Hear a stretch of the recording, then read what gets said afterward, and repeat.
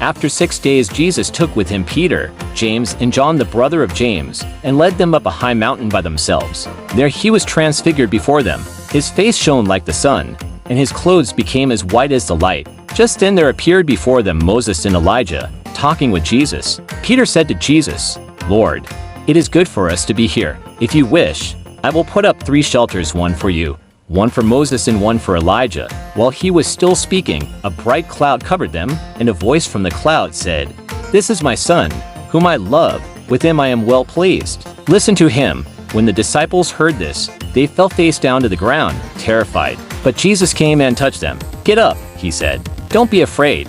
When they looked up, they saw no one except Jesus. As they were coming down the mountain, Jesus instructed them, "Don't tell anyone what you have seen, until the Son of Man has been raised from the dead." The disciples asked him, "Why then do the teachers of the law say that Elijah must come first?"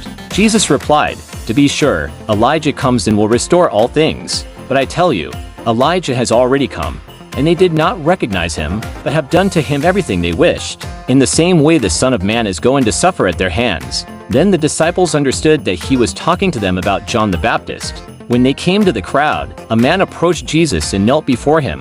"Lord, have mercy on my son," he said. "He has seizures and is suffering greatly. He often falls into the fire or into the water. I brought him to your disciples, but they could not heal him." "You unbelieving and perverse generation," Jesus replied, "how long shall I stay with you? How long shall I put up with you? Bring the boy here to me." Jesus rebuked the demon, and it came out of the boy, and he was healed at that moment. Then the disciples came to Jesus in private and asked, "Why couldn't we drive it out?" He replied, "Because you have so little faith.